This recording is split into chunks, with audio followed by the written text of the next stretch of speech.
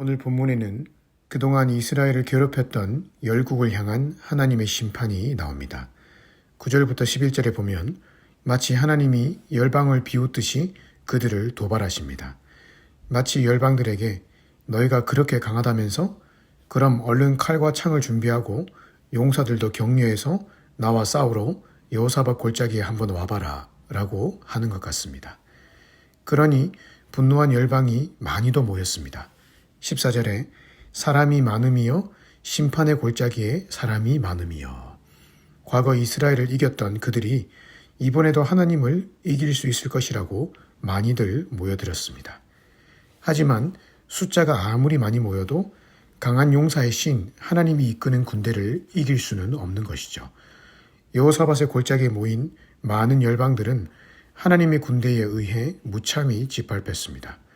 천재지변을 동원한 하나님의 권능이 그들을 두렵게 만들었고 그 권능으로 하나님은 그들의 땅을 황무지로 만들어버렸습니다. 왜 하나님은 열방을 이렇게 무섭게 심판하셨습니까? 그 이유가 19절에 나와 있습니다.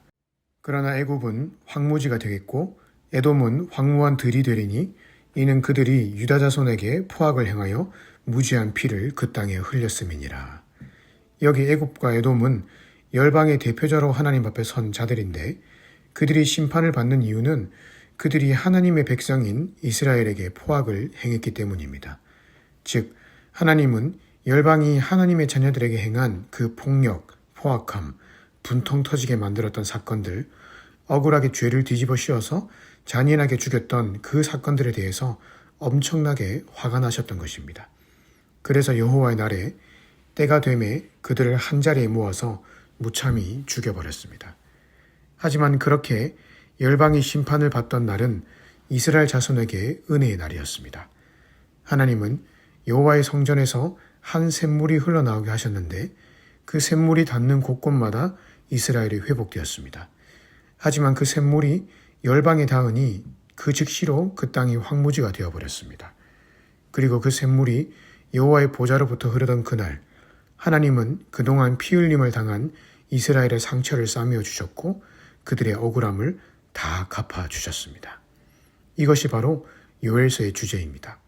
즉 현재 악인에 의해 고난을 당하고 있는 하나님의 백성들을 향해 혹은 현재 절망적인 상황으로 인해 낙심하고 있는 하나님의 백성들을 향해 여호와의 날을 기다리라고 말하고 있는 것입니다. 그 여호와의 날은 하나님께서 당신의 백성이 그동안 흘렸던 모든 눈물을 닦아주시는 날인 것이죠. 억울했던 일, 분통 터졌던 일, 말 못하고 끙끙 앓았던 그 수많은 일들에 대해서 하나님이 친히 갚아주시고 위로해 주시는 날입니다. 하지만 그날은 그동안 하나님의 백성의 가슴에 멍들게 만들고 온갖 악을 저지른 교만한 자들에게는 하나님이 심판하시는 날이 될 것입니다. 그러니 요엘서는 현재 고통당하고 있는 하나님의 백성을 향해 좀 더 인내하고 좀 더 하나님을 의지하면서 이 길을 끝까지 걸어가라 라고 격려하고 있는 것입니다. 우리가 이미 하나님 나라 백성이 된 것은 맞지만 죄악된 세상에 발을 붙이고 살 동안에는 끊임없이 고통과 어려움이 찾아오기 마련입니다. 하지만 요엘서는 그런 가운데서도 하나님은 살아계시고 우리의 삶의 일거수일투족을 살피심을 말씀하고 있습니다.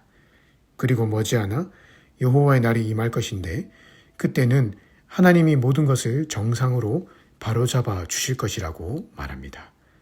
이것이 바로 고통과 죄악이 가득한 세상에서 우리가 힘써 선을 행하며 하나님의 뜻대로 살아갈 수 있는 이유가 되는 것이죠.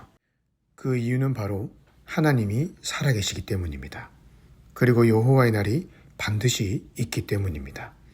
하나님은 결코 우리가 하나님 나라 백성답게 살다가 왕따 당했던 그 사건들을 모른 채 하지 않으십니다. 원수까지 사랑하고 힘써 원수를 품으려고 노력했지만 정작 원수로부터 계속 미움을 받았던 그 상처와 아픔의 시간을 결코 모른 채 하지 않으시는 것이죠. 다 알아주시고 다 갚아주실 것입니다.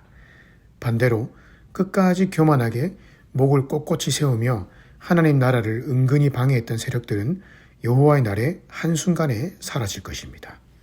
따라서 오늘 말씀을 통해 오늘 우리가 겪고 있는 이 고난 앞에서 다시금 힘을 내십시다. 왜냐하면 사람들은 몰라도 하나님은 내 중심을 다 알아주실 것이기 때문입니다. 비록 내가 완벽한 모습으로 순종하지는 못했다 할지라도 그래도 하나님 뜻대로 살려고 발버둥을 치며 살았던 그 수많은 세월들, 그 순간순간들을 하나님은 다 기억하실 것입니다. 그리고는 착하고 충성된 종이라고 인정해 주시며 영원한 하늘 상급과 면류관을 우리에게 주실 것입니다. 따라서 오늘 하루 피곤한 손과 어그러진 무릎을 다시 일으켜 세우고 힘있게 믿음의 길을 걸어가십시다. 낙심은 마귀가 좋아하는 것이죠. 마귀는 어떤 모양으로든지 우리의 마음에 낙심을 심어주며 이 길을 끝까지 걸어가지 못하게 할 것입니다. 하지만 모든 것을 갚아주실 하나님, 그리고 지금도 모든 것을 은혜로 인도하고 계시는 그 하나님을 바라본다면 그 낙심에서 벗어나 승리의 길을 걸어갈 수 있을 것입니다. 오늘 하루도 그 하나님께만 우리의 시선을 고정시키고 하늘의 위로와 상급을 바라보며 힘있게 살아가시기를 주님의 이름으로 축복합니다.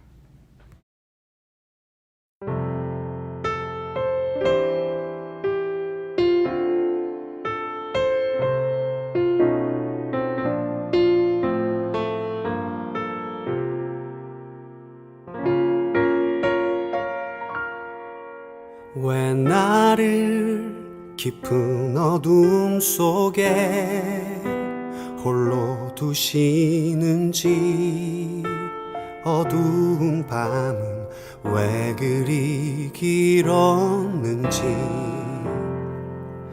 나를 고독하게, 나를 낮아지게, 세상 어디도 기댈 곳이 없게 하셨네.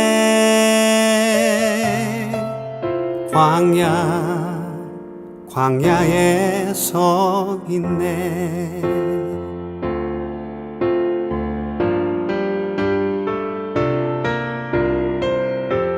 주님만 내 도움이 되시고, 주님만 내 빛이 되시는, 주님만 내 친구 되시는 광야. 주님 손 놓고는 단 하루도 살 수 없는 곳, 광야에 서 있네.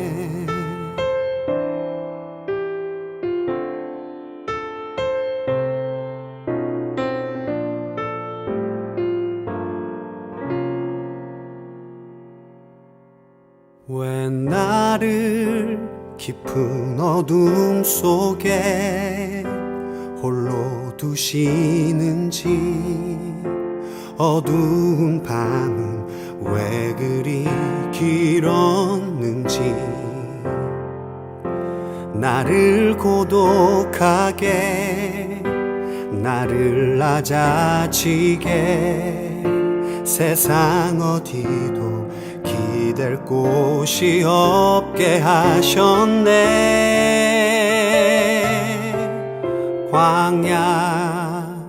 광야에 서 있네.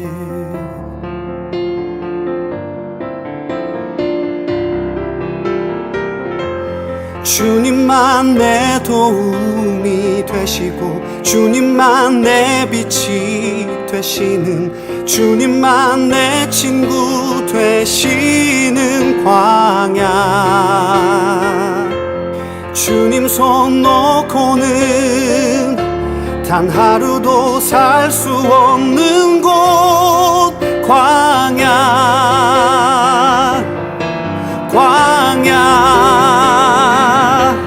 주께서 나를 사용하시려, 나를 더 정결케 하시려, 나를 택하여 보내신 그곳, 광야.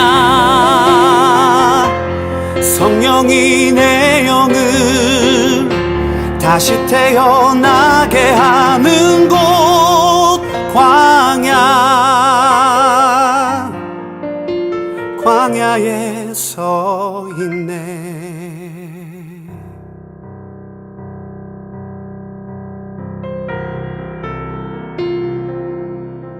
내 자가 산산이 깨지고 높아지려 했던 내 꿈도 주님 앞에 내어놓고 오직 주님 뜻만 이루어지기를 나를 통해 주님만 드러나시기를